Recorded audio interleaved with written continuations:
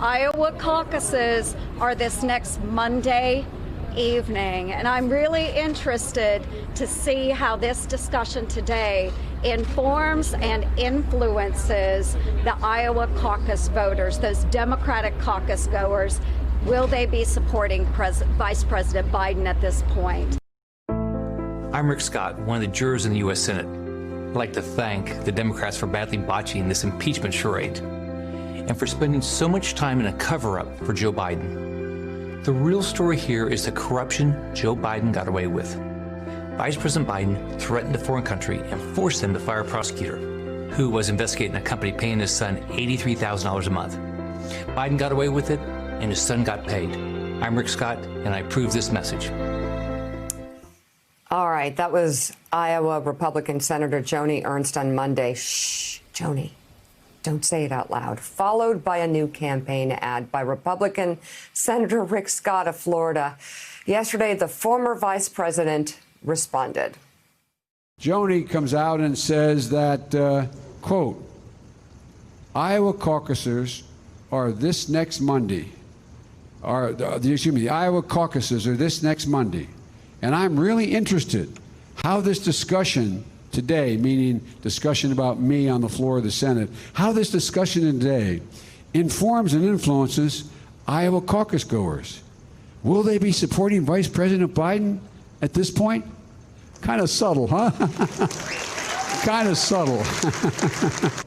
And now we got a guy, he's a multimillionaire with an interesting past, a senator from Florida sitting in Washington, has decided to start running negative ads against Joe Biden just days before the Iowa caucus.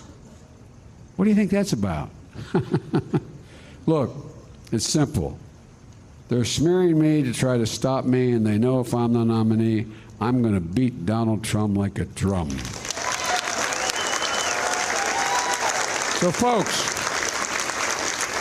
so now all caucus goers can have a twofer.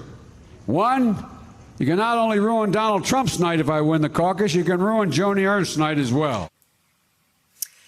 Okay, Adrian Elrod, I was going to ask, how do you run against that stupidity of Joni Ernst and the other? But Joe Biden just showed us. First of all, It's funny. It's so stupid, it's funny. And I love the little chuckle. And then bring it right back to Trump. I do think one of the challenges of this campaign is that the Republican defense on so many levels is so brazenly out there, so brazenly shallow. And, you know, as Joe has pointed out this week, it's stupid. They're stupid. We know this. You know this. Most people know this. At this point, they're not focused on the law, the Constitution, or doing anything right. They're trying to get through the dishonest way. And it's almost hard to call it out because it's so obvious. Yeah, Mika, it's so obvious that if you are a campaign strategist or if you're working on a campaign and trying to figure out exactly how to handle this, it's kind of a strange thing to figure out because it's so astounding. Obvious.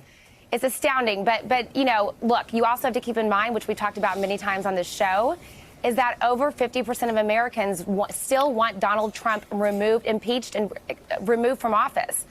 So you also have to bear that in mind. So it is important, I think, to do exactly what Joe Biden did. If you go on the defense all the time, Mika, as you know, it's not going to help you. I think Joe Biden had the perfect tone yesterday at that event in Sioux City where he basically said, you know what, I'm not going to sit here and try to analyze Senator Ernst's words here.